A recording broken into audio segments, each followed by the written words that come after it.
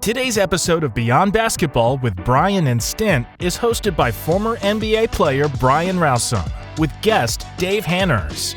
Always an engaging storyteller, you will love listening to Dave's journey from UNC Tar Heel player and coach to the NBA. This is a must-watch episode for all Tar Heel and NBA fans alike. Today's episode is brought to you by Renew Gold. From Olympic gold medalists to weekend warriors, athletes worldwide are experiencing the Renew Gold advantage. Go Gold today at shopacia.com/gogold. Yeah.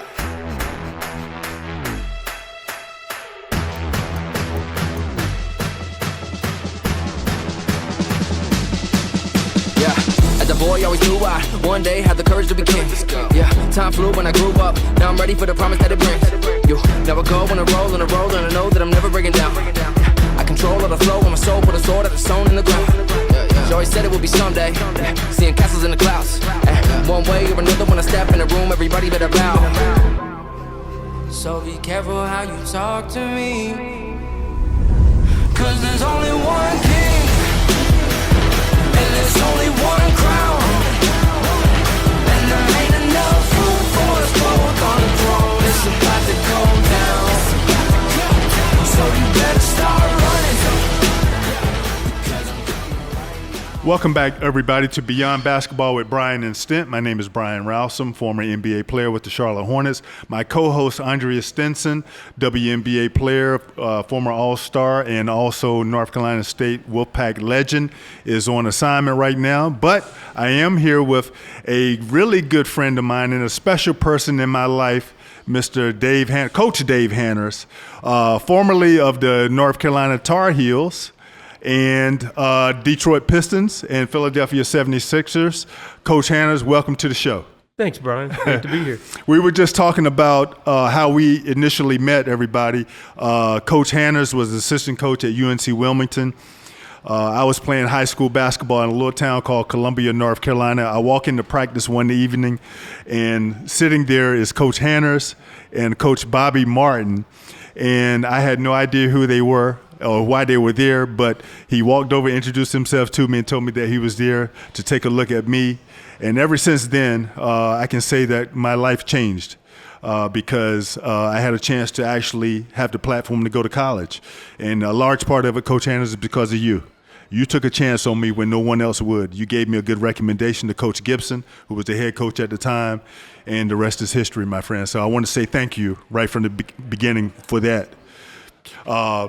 Coach Hanners, you played at North Carolina, University of North Carolina, for Coach Dean Smith. How did that come about? Well, Brian, it was pretty easy, really. I was on a phenomenal high school basketball team. We had 7 kids that got major college scholarships. We were a suburban school, but I had 3 kids that were older than me on the team, and they were all recruited really heavily. We went undefeated that year, my junior year, their senior year, won the state championship. And we had a 6'10" center, Ed Stahl, and every college in the country came to watch him play. Right. And they would all see the rest of us. And so we ended up all getting scholarships. 3 of us to North Carolina, Brad Hoffman, myself, and Ed Stahl. They were all a year ahead of me. But every time Coach Smith came to see Ed play, I played great. That's right. And fooled him. You know? The only 3 games probably I played well all year. No, I'm kidding. But it was a great opportunity for me. Yeah. So that's really what started me in basketball. At the elite level. Did you know from the beginning that you had a chance to maybe go to college or any college to play, or was it just that Dean Smith was kind of reaching out to you first, and you said that, hey, maybe Carolina's a possibility, or were you just content going any place at that time? My first letter I got when I was a sophomore was from Bob Knight at the Army. And he was an Ohio guy and had watched me play in high school as a sophomore. And, basketball in the city of Columbus at that time was really big. We'd had a couple great players that came through, Dwight Lamar, Ed Ratliff, Nick Connors. And so a lot of recruiters would come through and watch. So I had a bunch of offers. They were not all the North Carolina level. Yeah. But I knew from the time I was a sophomore that I was going to be able to play in college. Right. What was it like going down to University of North Carolina for the first time and meeting the other teammates and actually working out with those guys? Well, it was interesting. The first day on campus, I got there a little early, and Dennis Weisick, who had played in the NBA and the ABA, was in the gym, and I worked out against him, and I didn't fare very well. And I thought, this is a 6'8" guy, and I'm not doing very well against him, so I knew I had my work cut out for me. But, Coach Smith was such a great teacher and such a great coach that I really thought, by my junior year, and in those days it was different. Yep. There was a lot of seniority, as That's you right. remember. That's right. So by my junior year, I'll probably get to play and maybe start. Yeah. And then Phil Ford showed up and kind of nixed all of that as the leading scorer and assist in Carolina history. That's right. Phil being from Eastern North Carolina, Coach Hanners, I definitely grew up watching him. He's from Rocky Mount, North Carolina. My mom lives in Tarboro, so I used to spend a lot of summers there. So I heard about Phil even in high school, when I was in high school, junior high, and then watching him at Carolina, how he progressed. You brought up something interesting, though, because you said that a lot of the former players were coming back, even back then, to play during the summertime. That's one thing I always admired about Carolina. The former players always came back during the summertime to play. And it was almost as if they were passing on their knowledge to the younger players that were playing currently at that time. How much did that benefit you? Well, a lot. I mean, it was enough just to play against the guys that we had on the team. Almost all of them, half of them were pros. But I can remember one summer going into the gym and thinking, man, I hope I can get in a game because, there's Doug Smith, there was Robert McAdoo, there was, all these guys that were just phenomenal players. Magic Johnson, they all kind of congregated there. Not all, but a lot of guys would come with other, teammates, NBA teammates. That's right. And Kevin Greavy, I remember one night or one afternoon I had to guard Kevin Greavy, and he was so much bigger than me. Right. And he was a 1-2 in the NBA. That's it. Coach, I was a Washington Bullets fan growing up, so I listened to Washington Bullets fans games on the radio because in Eastern North Carolina, you could barely pick up that Washington, D.C. signal. And I can remember Frank Herzog was a commentator. This was during the Wes Unseld days. Kevin Greavy, Bob Dandridge. I grew up a big-time Bullets fan, so I'm well aware of Greavy. And also, even when he was at Kentucky, though, he had a great career there. So I can imagine playing against guys like that made you better. Oh, absolutely. But again, just playing against the guys on my team, I had Bobby Jones, Walter Davis, Phil Ford, Mitch Kupchak. John Kuster. They all played in the NBA. Exactly. So every day in practice was challenging. That's one thing. Again, I can appreciate. Also, even at UNCW, I told Coach Gibson earlier today that when I came on as a freshman, you had guys like Danny Davis, who were a previous player that played at UNCW. He worked me out that summer. Randy McMillan, Sean Williams, all the older guys that came back and played. Kind of gave me some insight on what to do and what not to do as a young freshman coming in, and that really paid off for me, I think, long term.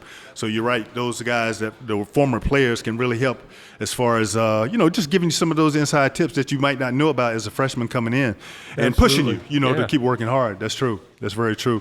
Coach, now after Carolina, did you have any idea that you wanted to get into coaching at all? I wasn't sure. I majored in English, and I thought I wanted to be a writer. Right. And then I realized that I didn't have any experience, and nobody would probably want to read anything that I wrote. So I thought I need to get a little bit of experience and a little bit of worldliness to myself. So I was pondering at my senior year, and Coach Smith called me in the office and said, "Do you know what you want to do?" And I said, "No, sir, I don't." And he said, "Well, how about go to graduate school? Right. I'll pay, if you'll coach the JV team, I'll pay for your master's degree. And then if you want to go and teach English and coach high school basketball, you'll make more money." Right. Sounded like a good idea to me, especially since I didn't have any ideas of my own. Exactly. So I did that, and I kind of fell in love with the coaching part.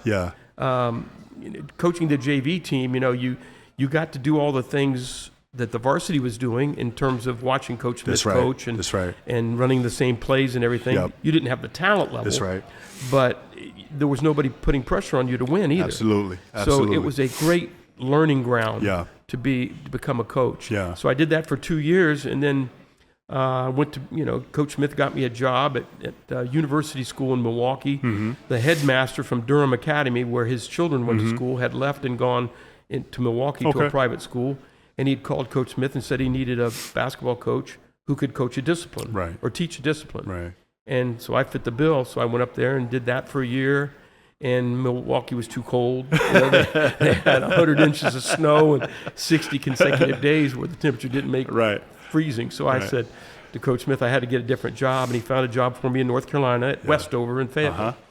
And I did that for a year, and I was driving around in the spring because I had to coach another sport. And Bob McAvoy, who was another high school coach there in Fayetteville, said UNCW has an assistant coaching job open. You should apply for it. I said, well, Bob, they're not going to hire me. He said, with Coach Smith behind you, they will. And I called Coach Gibson. He said, can you come tomorrow for an interview? He gave me the job before I left. So prior to that, you didn't know him at all? Had never met him? Had never met him. Okay. So I packed up all my stuff and was moving into my apartment at College Manor. This kid comes across the grass and says, do you need some help? I said, yeah, I do, actually. I need some help. And he helped me move in. It was Ashley Dixon, who you and I know. That's the first person I met. You guys have been friends ever since, of course. Coach Hanners, what about, when you started coaching the JV team at Carolina, how instrumental was Coach Smith with you then? Did he critique you much? Were you asking him questions on what to do, what not to do, or how to handle players, et cetera? Or did he kind of just let you do your own? He kind of let me do my own thing, but he did give me advice. He said, the first thing and most important thing, you can't be me. You can't try to be me, because you're not. So you have to find your own voice. He said, the second piece of advice I'll give you is that never try to coach or teach anything that you don't know inside and out. Because if you try to teach something and you're not sure about it, the kids will pick up on it and they'll never trust you from that point forward. Those were the two big things he told me. But he would tell me funny things like, I saw you ran guard to guard against the zone for the dunk and for the lob, and he said, you guys run it better because your guys can't dunk it. They go up, catch it, come down, and put it up and get fouled and make 3 points, and our guys just get 2. Coach, you coach when you were at University of North Carolina, you coached some outstanding talent there. Let's talk about some of those guys that, coming through in the 90s. Rasheed Wallace is one of them, Jerry Stackhouse. Was George Lynch there? Lynch, yep. And Rick I know Fox. Rick Fox. Eric Montross, rest in peace, Eric Montross. Talk about those guys and what made them special, Coach, as players and also as people. Well, again, Coach Smith probably didn't recruit many guys that weren't quality people. Or at least he tried not to, and I don't really remember ever meeting many guys that weren't great teammates. But there were special guys. Like you mentioned Rasheed. I remember watching him play for the first time and thinking, gosh, this guy, he might be the leading scorer, rebounder in school history like you were at Wilmington. And just, Jerry Stackhouse, just so mature, so strong, so physically strong and intimidating, but had a really skill set to go along with that. So I knew those guys were pros. Antoine Jameson, Vince Carter. I mean, some of the things, Phil Ford and I sat together for years, both in the college at UNC and then in the NBA. And every time Vince would do something, he would turn and look at me and say, can you believe that? I said, no, I can't. And every one was better than the next one, But the great thing I loved about it, they were good kids. They went to class. They tried to do the right things. They took time for people. Coach Smith made sure that they did something to give back to society and to their community. And those guys all fit the bill. So it was a great experience for me to be able to witness the things those kids could do on the court. I can imagine. And I think it prepared me for the next level of coaching. Absolutely, because you were really coaching pros at that time. They were just younger and still in college. You know, they had the pro talent. You mentioned Vince Carter. What would Coach Smith, or did he compare Vince Carter and Michael Jordan at all during their time while they were at Carolina? It's funny. Coach Smith was an unusual man. He never... Like if you said, Coach, who was the best all-time player? He would say, I love all my players. It's like my children. I don't have a favorite. And if you tried to get him to give you the 5, he never put a single picture of one person in the office or in the building anywhere. To get a picture in the office, you had to win a championship. And then that was a team picture. And so he really wouldn't talk about individuals much, except, give me ideas on ways that we can improve them, both as a player and as a person. That's all he was after. He was a person that pursued excellence every second of his life, and he never deviated from it. I always say this about Dean Smith, Coach. As great a coach as he was a better person. what he did for especially a lot of the African American players when they came to Carolina, how he made sure that everybody was treated fairly, what happened in the community, how he was out in the community there in Chapel Hill in that area. I thought that was even more fascinating than him coaching. And we also all know he's a Hall of Fame legendary coach. So that speaks volumes to that. Also, it also spoke to the program itself, how clean it was run. There was no scandals, coach. There was no controversy. Players weren't getting arrested and all that type of stuff that you hear at some other programs. So, again, I think it was just a testament to Coach Smith and his atmosphere, the culture that he brought there, Absolutely. Yeah. That was very important to him. Again, try to recruit good people that were going to be good teammates. And, not selfish kids. That's right. or anything like that. That's right. Coach, after Carolina, you were able to go to the NBA. Again, Larry Brown, was that a Carolina connection also? It's funny, Brian, because for years Coach Brown was around. Coach Smith was a very private person. And I can remember several times in the office having a staff meeting, and Linda Woods, who was his longtime personal assistant, would call and say, George Bush is on line 1. And he'd say, well, tell the president I have to call him back. We're in a staff meeting. And I always thought, man, I wish someday I could tell my secretary or personal assistant, I'll call the president back in a little bit. And then, Larry Brown would call, and Coach Smith would turn to Coach Guthridge, Phil Ford, and Randy Whelan, and I'd say, guys, give me 15 minutes. Wow. And we would leave, and Coach Brown he would talk basketball. Yeah. It's one of the few people that he would, if a former player came to the office, he would pause the meeting for any former player. Yeah. It didn't matter if it was Mike Pepper or Michael Jordan. It didn't matter. Yeah. But he would always take Larry Brown's call and always talk basketball with him. And, I just thought that was the most amazing thing. Absolutely. Well, Coach Brown and he were so close, he would come to visit whenever he got a chance.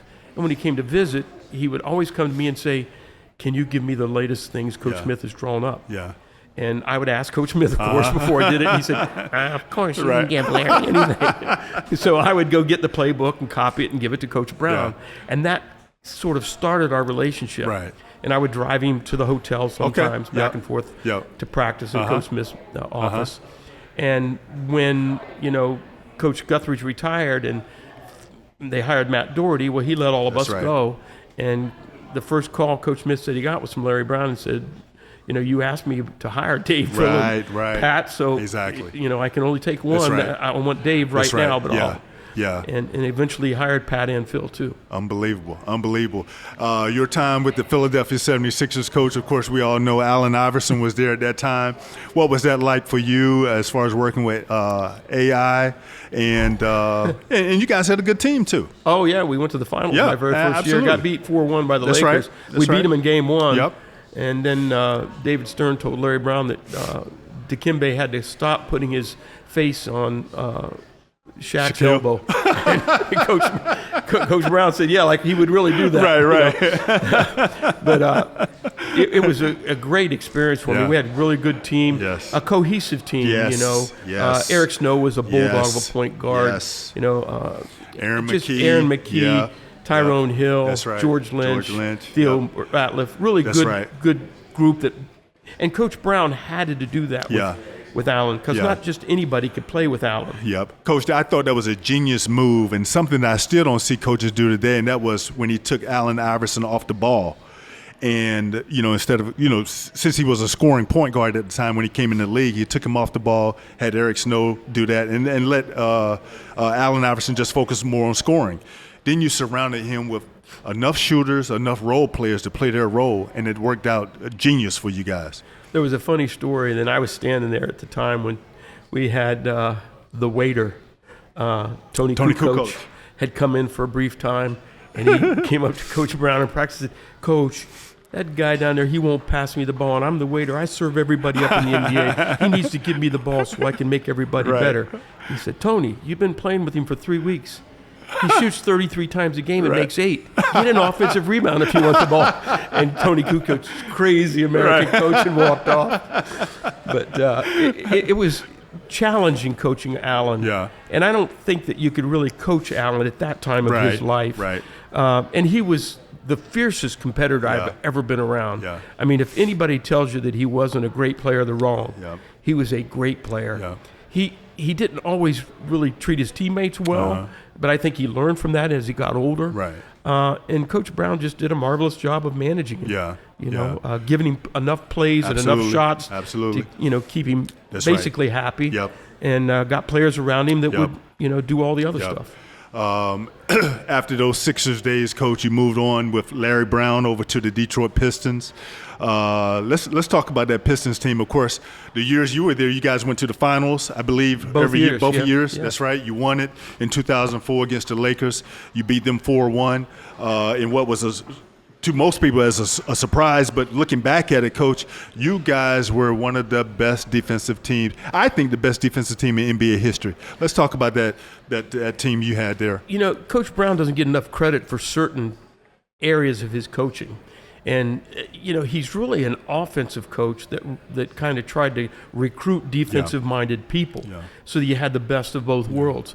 But he also has no ego when it comes to who's right, who's wrong, how we're going to do something, which is so unusual for a genius and a coach at that level. Yeah. So he's a very complicated person. And I'll never forget the first time we were practicing and Chauncey and Rip kind of got into it about how to guard pick and roll. And Larry said, well, look, I don't have all the answers. How do you guys want it? Right. You're the ones out there in the front line. That's right. You tell me how you want to do it. Exactly. And if it doesn't work, I'll use all my experience and know-how, and I'll try to fix it. That's right. And from that point forward, the guys all bought in. Yes. Because they knew that they were empowered. That's right. And this was their team, not just Larry Brown's team. That's right, exactly. And we were, like you said, we had great pieces. Yep. Tayshaun Prince was a great three. He could really guard. He was long. That's right. Then you had, Ben and Rasheed Wallace, the two Wallace guys, both phenomenal defensive players. Yep. And again, Chauncey and Rip, they had their issues, but those other guys kind of made up for it. That's right. One thing, two moves I thought, of course, that you guys made that got you over the top. You brought in Rasheed. You traded for Rasheed, of course, but then also you started playing. You guys started playing Tayshaun Prince more. I don't think he was playing as much with Rick Carlisle at all. And then y'all inserted him in the starting lineup, and that five was so cohesive. You had Chauncey at the point and Rip Hamilton, Tayshaun Prince, Ben Wallace, and Rasheed. That five, to me, was just in tune with everything that they did, and it seemed like they loved playing with each other as well. And our second group was phenomenal.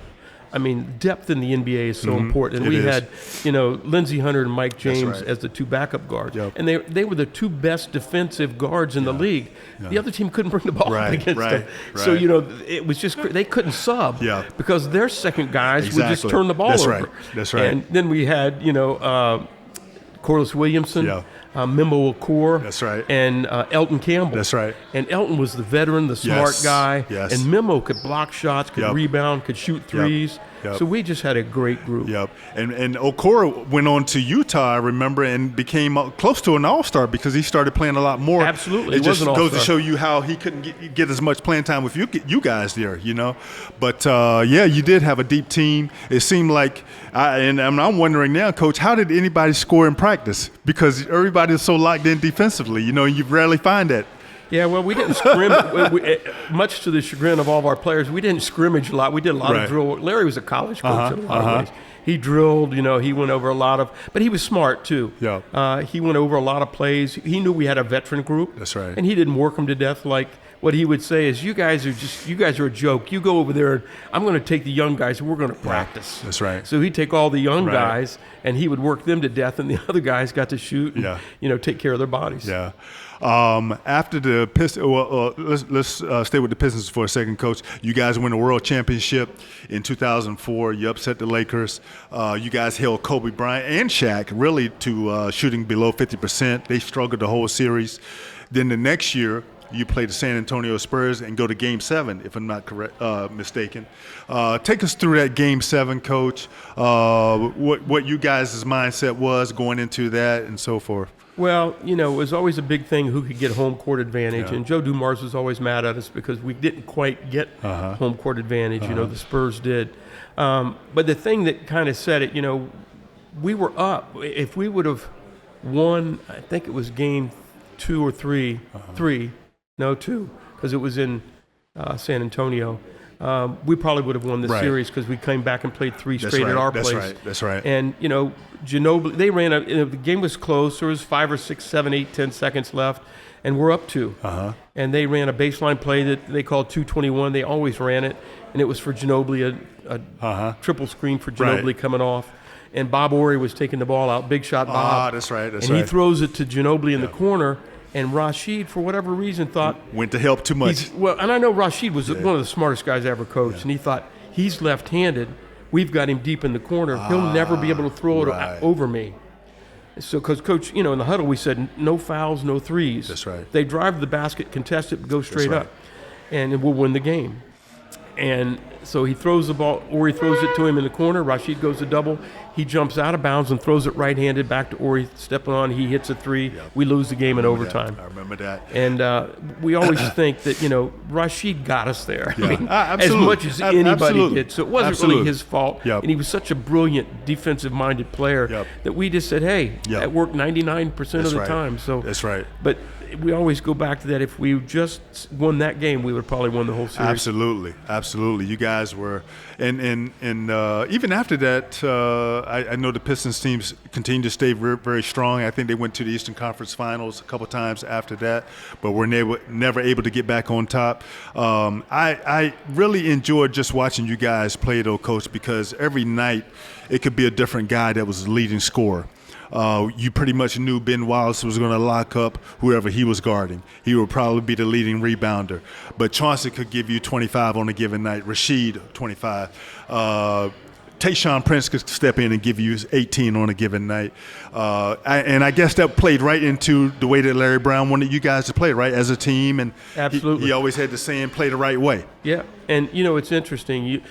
You're one of the few people in this room that would understand. But back in those days in the NBA, it was a lot about matchups. Absolutely. And if Tayshaun had a bigger guy, he would take him outside as a 3. If you had a smaller guy, we'd run some post-up plays for him. Exactly. And he was so long, so hard to help. That's right. And if they tried to double him, he'd throw it out, and Chauncey and Rip would make shots. Exactly. So we just had a really unique group that went together so well. And Chauncey and Ben running high pick and roll with Rashid trailing on the break. We called it quick pick, and they had to help somewhere on Ben. Yeah. And Chauncey, you couldn't let Chauncey just shoot, so the big guy stayed with him. That's right. Rashid would come in and he made so many threes as a trailing big that we were just a tough team to guard. Exactly. And then they were so tough defensively. Again, we went out on a West Coast swing right after the trade deadline when we got Rashid, and I think we played 7 games, and we held 6 teams in the 60s, and the 7th team got 59. That is crazy. I know. Think about that. In a row. Exactly. Coach, and today teams will get 74 points in the first half alone in today's games. And I understand the pace is different, the physicality is different, but still, though, I still don't see teams playing defense anywhere near the level that you guys did. And it was almost as if they loved playing defense, which is rare, when you find young players today, for sure. Well, as we mentioned earlier, I think they bought into Larry's concept of, what good basketball was and how playing the right way, it meant was really guarding your man and helping everybody. That's right. And so I think that was a big part of it, that they believed in Larry, Larry believed in them, and they knew he was a defensive. That's what he emphasized. Exactly. And he would tell them, he said, you can play all these games during the regular season, and it's great to win them. Yeah. He said, but when it comes to a series, when it's 3-2, and whoever wins that next, or 3-3, and whoever wins that next, every possession gets a lot more critical. Big time. Yes. And the team that can defend the best is going to win. That's right. And I think the kids understand that. Absolutely. After the Pistons, Coach, you ended up going with Charlotte Bob. No, I went to the Knicks. That's right. That's right. And that wasn't a very good experience for lots of different reasons. Was that Stephon Marbury? Yes, was he there? Marbury was there. And, it was a revolving door of players, and Isaiah Thomas was the general manager, and Larry left after a year. Isaiah fired him. Yeah. And I think he basically did it as a preemptive move so he wouldn't get fired. Yep. And then Jim Dolan, who was the owner, made Isaiah the coach and general manager then. And unfortunately, Larry had a 5-year contract, but so did I. Yeah. And, they had to pay Larry a ton of money to get him out of there, but they wouldn't let me leave. Wow. I was owed about $1.5 million, and I said, for an assistant, I said, pay me, man. Yeah, I'm exactly. out here. But they wouldn't pay me, so I had to stay 2 more years, and then Donnie Walsh took over for Isaiah when they fired him. Yeah. And Donnie said, do you want to stay or do you want to leave? Right. If you want to stay, I can't, Right. Mike D'Antoni came in as the coach. That's right. He said, I don't know if D'Antoni will keep you, but I will. Yeah. You can work for me in the front office. Okay. Or Larry Brown's now with the Charlotte Hornets. That's right. He's going to take the job here in about a week. Right. And he wants you to come with him Yeah. if that's what you want. Yeah. And the coach had been so loyal to me. I said, I'm absolutely. going to Charlotte. Absolutely, Coach. And so you ended up working for Michael Jordan, of course. Was Bob Johnson the owner? Bob Johnson was the when you first owner, came? but Michael took over during our tenure. Yep. And then after, and again, Michael fired Larry. For lots of how reasons. difficult was that for Michael, though, Coach? Oh, I know with it was that? hard. Yeah. Because he was firing me, Phil Ford, and Yeah. Larry. Yeah. It wasn't just Larry. Yeah, exactly. And, there's a lot of UNC-ness in there. Yeah, of course. And I think it was Of hard course. for him. In fact, Michael called me in the office before he did it and said, I'm going to have to let all of you go, but Yeah. I'll help you in any way I can. Absolutely. Who do you want me to call? Right. I'll give you the best Right. recommendation possible. Exactly. And that's all you can ever ask that's for it. That's somebody. But when that happened, Larry took some time off. And Monty Williams from the New Orleans Pelicans at the time called right. me and said he had an opening, wanted to interview me, and I went Right. down there and took that job and was right. with Monty, who was one of the world's great coaches Yeah. for 4 years. It was Yeah. a tough experience because we had not a great basketball team. But Monty, just being around him, I learned there's so many good young coaches Yeah. out there, and Yeah. he's one of the best. Yep. And seems like a super person, too. Unbelievable. As well. Yep. Coach, I'm going to give you a couple hard questions before we get out of here. University of North Carolina, during your tenure as a coach there, who would you say were your top 5 players? And I know it's tough. Gosh, it's hard. I can tell you some of the players. I loved all of them. They're all great Yeah, of people, course. and enjoyed being around them. For different reasons. No one would pick King Rice in their top 5 but he was such a fierce competitor. Yep. I loved that guy. Derek Phelps, nobody Yep. would pick him right. as a point guard. Yep. But he led the league in steals, and you just felt confident that his man was never going to score Right. and that he was going to get everybody involved. So, sometimes it's hard to pick the best 5, but everybody knows, Rashid, Right. Jerry, Vince, Antoine, Ed Cota, Eric Montross, George Lynch. I mean, Rick Fox. Yeah, Steve, list goes on Scott and on. Williams. I I know. mean, they're all such great players. Pete Chilcutt, Yep. very underrated Yep. player. You probably played Yep. against Pete. Yep, I remember Pete. Unbelievable Yes, jump hook. absolutely. So it'd be really hard to pick the Yeah. 5. Yeah. It's just like people ask me all the time, who are the 5 greatest players to ever play at North Carolina? I said, some of them I didn't see. Yeah. But, I did see Right. Phil Ford, and, Right. I watched James Worthy. I watched Sam Perkins, Michael Jordan. I don't know. It's like picking your favorite child, right? You just What's can't. your favorite dinner? Exactly. I like collards. I like a lot of stuff. It's hard to pick one thing, It definitely is.